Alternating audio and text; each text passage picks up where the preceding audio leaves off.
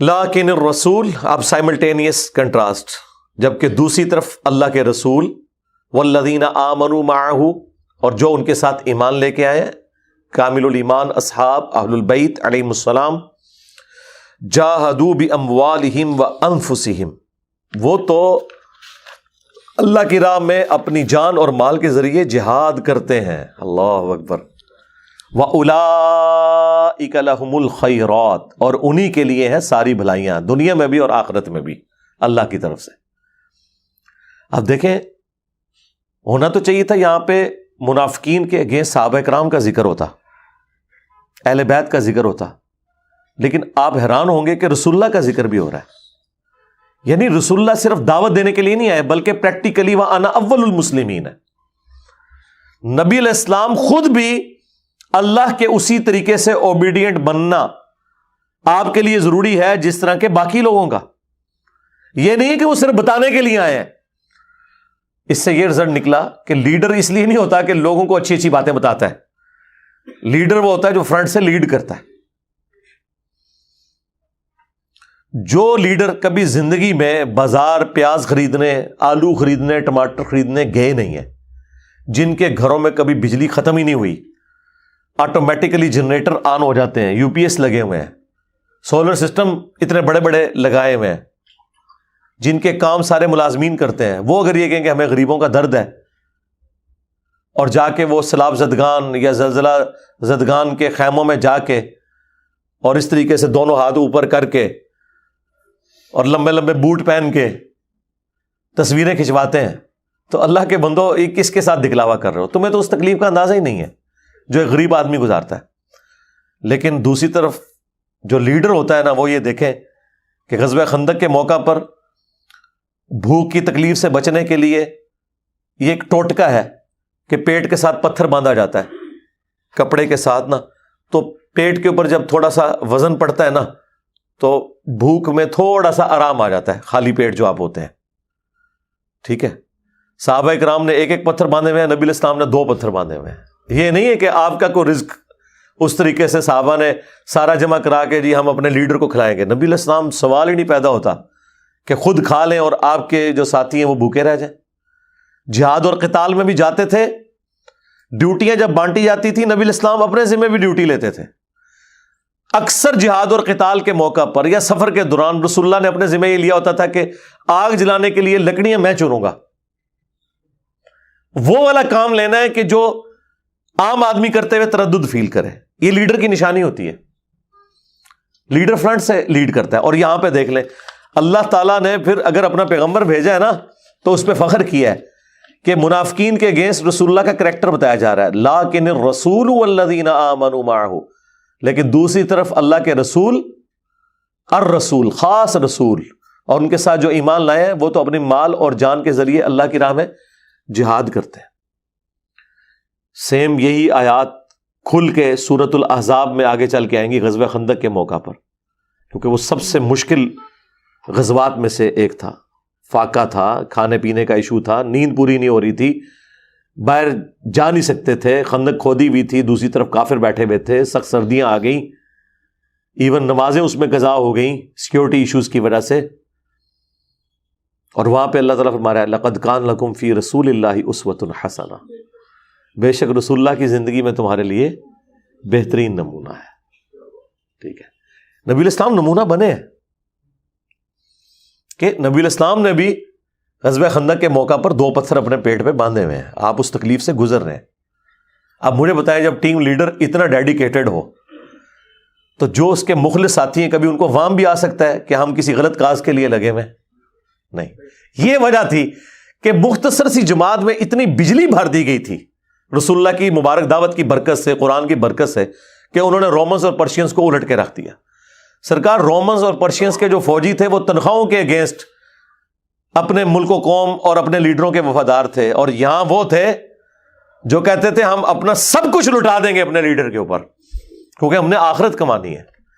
یہ وجہ تھی کہ وہ مختصر سی جماعت اتنی بڑی جماعتوں کے اوپر غالب آ جاتی تھی۔ وَأُولَئِكَ لَهُمُ الْخَيْرَاتُ، اور انہی کے لیے ہیں ساری بھلائیاں، وَأُولَئِكَ هُمُ الْمُفْلِحُونَ، اور وہی لوگ ہیں جو دراصل فلاح پانے والے ہیں۔ اعد اللہ لہم جنات تجری من تحتها الانہار، ایسے ہی لوگوں کے لیے اللہ تعالیٰ نے وعدہ کر رکھا ہے، تیار کر رکھا ہے ان کے لیے ایسی جنتیں، باغات، تجری من تحتها الانہار، جن کے نیچے نہریں بہتی ہوں گی، خالدین فیہا، ان میں رہیں گے ہمیشہ ہمیش، ذالک الفوز العظیم، یہ ہے اصل میں بڑی کامیابی۔ اللہم اجعلنا منہم مع النبیین والصدیقین والشہداء والصالحین، آمین۔ یعنی اللہ کے نزدیک کامیابی یہ ہے کہ سرکار تن من دھن اللہ کے لیے لٹا دینا ہے۔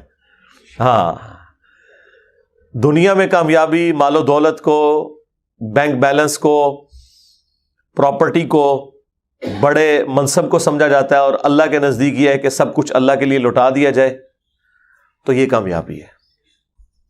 اچھا، بسا اوقات لوگوں کے ذہن میں یہ بھی وسوسہ آتا ہے کہ ٹھیک ہے پھر جنگلوں میں نکل جائیں۔ نہیں سرکار، آپ کو کون کہہ رہا ہے آپ جنگلوں میں نکلیں؟ یہ تو اسلام کے بالکل مخالف تعلیمات ہیں۔ ابھی آج ہی ایک درس کے بعد مجھے ڈاکٹر صاحب ملنے کے لیے رکے اینڈ پہ، تو وہ بڑے فخریہ مجھے بتا رہے تھے کہ ہمارے ایک ریلیٹیو تھے، وہ جوانی کی عمر میں اپنی بیوی کو چھوڑ کے غائب ہو گئے تھے، اور کئی سالوں کے بعد مجھے کہنے لگے آپ کے والد صاحب کی ملاقات ہوئی ان کی مسجد نبوی شریف میں، اور وہ دین کے لیے وقف تھے، کئی سالوں سے مسجد نبوی میں 5 نمازیں پڑھ رہے تھے، اور وہاں وہ اتنے بڑے بزرگ بنے تھے کہ عربی آ کے ان کے لیے دسترخوان بچھاتے تھے۔ وہ پیر بن جاتا ہے جب بندہ ہر وقت ایک بندہ مسجد میں رہے، تو یہاں تو لوگوں کو ویسے ہی لگتا ہے کہ پتہ نہیں بڑا پہنچا ہوا ہے، اور وہاں وہ اتنے بڑے بزرگ بنے ہوئے تھے، لوگ ان سے دعائیں کرواتے تھے۔ وہ کہتے ہیں جی آپ کے والد صاحب نے جب بتایا تو پھر ہم یہاں سے ان کی بیوی کو وہاں لے کے گئے، ٹھیک ہے، اور یہ بھی یہ نہیں ہے کہ جا کے اسے کو لان تان کریں، یہ بھی اس کو بزرگ سمجھ کے اس کے پاس گئے ہیں، اور وہاں یہ آج کا میں آپ کو تازہ واقعہ بتا رہا ہوں، یہ پڑھے لکھے لوگوں کا حال ہے۔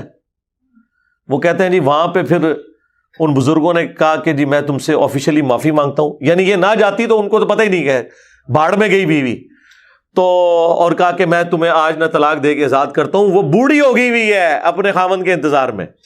یہ مجھے فخریہ سنا رہے، میں نے کہا ڈاکٹر صاحب آپ پڑھے لکھے آدمی ہیں، یہ کون سا اسلام ہے؟ اچھا، لوگ سمجھتے ہیں کہ میں کسی سے مرعوب ہو جاؤں گا، آپ کو پتا ہے میں نہ زندہ چڈے نہ مرے ہوئے چڈے، مونو کو یہ غلط سنائے گا، اور میں تو کوئی رکھ رکھاؤ بھی نہیں کرتا۔ بھئی ہمیں کیا کس چیز کی پرواہ ہے؟ ہمارے سامنے کوئی ایک چیز فخریہ بیان کرے جو صراحتاً رسول اللہ کی تعلیمات کے خلاف ہو، لے جاؤ تو ہاں یہ کون سا دین ہے؟ میں نے کہا آپ جیسا پڑھا لکھا بندہ، تو وہ فوراً کہنے لگے نہیں میں یہ نہیں کہہ رہا کہ وہ اس نے اچھا کام کیا، غلط کیا ہے۔ میں نے کہا بالکل غلط کیا، حرام کام کیا ہے۔ میں نے کہا اس نے جہنم کمائی ہے۔ آپ سمجھ رہے ہیں مسجد نبوی میں بیٹھا ہوا ہے تو وہ مرتے ہی بقیہ غرقت میں دفن ہوگا، اور رسول اللہ اس کی شفاعت کے لیے قیامت دن کھڑے ہو جائیں گے؟ چمڑی نہ اترے ایسے بندے کی۔ حقوق العباد تو اللہ نے معاف نہیں کرنے، بندوں پہ چھوڑے ہوئے۔ خدا کے لیے اللہ سے ڈر جائیں، یہ کون سا دین ہے؟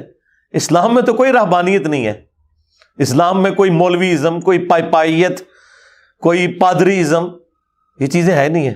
زیادہ سے زیادہ اسلام کی رہبانیت مسجد میں بیٹھنا ہے، اعتکاف سال میں ایک دفعہ، وہ بھی سنت ہے، فرض کوئی نہیں، یا نماز کے بعد تھوڑی دیر بیٹھ کے اذکار کر لیے، یہ گوشہ نشینی ہے ایک مسلمان کی۔ باقی تو مسلمان تو پریکٹیکل زندگی گزارتا ہے۔ ایسے لوگ تو فیل ہو جائیں گے۔ جو شخص میدان امتحان سے اٹھ کے باہر چلا جائے تو فیل ہوگا۔ ہماری بیوی، بچے، ماں باپ، یہ تو ہمارا ٹیسٹ ہے۔ ان کو جو چھوڑ کے بھاگ کے مسجد میں بیٹھا ہوا ہے کئی سالوں سے، فیل ہو گیا پکا۔ اور انہی کے بارے میں قرآن میں عاملۃ ناصبہ، قیامت کے دن لوگ پیش ہوں گے دنیا میں عمل کر کر کے تھک چکے ہوں گے۔ سیدنا عمر سے جب پوچھا گیا کہ یہ کون سے لوگ ہیں جو دنیا میں عمل کر کر کے تھک جائیں گے اور آخرت میں جہنم میں پھینک دیے جائیں گے، تو حضرت عمر نے کہا اس سے مراد وہ راہب ہیں یہود و نصارہ کے، جو جنگلوں میں نکل گئے اور انہوں نے اپنے زوم میں اللہ کو منانے کا طریقہ یہ سمجھا اور اتنے اعمال کیے، لیکن عمل کر کر کے تھک گئے، آخرت میں جہنم میں جانا ہے انہوں نے، اور اسی کو ایکسٹراپولیٹ کر لیں۔ حضرت عمر کو تو نہیں پتا تھا کہ اس قوم نے بھی، اس امت نے بھی یہ کام ڈال لے ہیں۔ حضرت عمر کے زمانے میں تو جہاد اور قتال تھا، کسی نے سوچے نہیں تھا کہ صوفی بن کے بیٹھے گا۔ تو آج ہم حضرت عمر کی اس بات کو ایکسٹراپولیٹ کر سکتے ہیں کہ اگر وہ لوگ اپنے اپنے زمانوں میں، حالانکہ وقت کے پیغمبروں کے ماننے والے تھے، ان زمانوں کے وہ مسلمان تھے کیونکہ رسول اللہ کا تو انکار انہوں نے نہیں کیا ہوا تھا، اگر اس زمانے میں عاملۃ الناصبہ وہ تھے تو اس زمانے کے عاملۃ الناصبہ یہ لوگ ہیں، اور لوگ بڑے فخریہ بتا رہے ہوتے ہیں۔ یہ کوئی کامیابی نہیں میرے بھائی، کامیابی یہ ہے، لیکن سرکار یہ مشکل کام ہے، اپنی جان اور مال کے ذریعے اللہ کی راہ میں جہاد کرنا۔ اور اللہ کی راہ میں جہاد کیا ہے؟ کوشش، حقوق اللہ، حقوق العباد دونوں پورے کرنے۔ مسلمان کی تو پوری زندگی جہاد سے عبارت ہے۔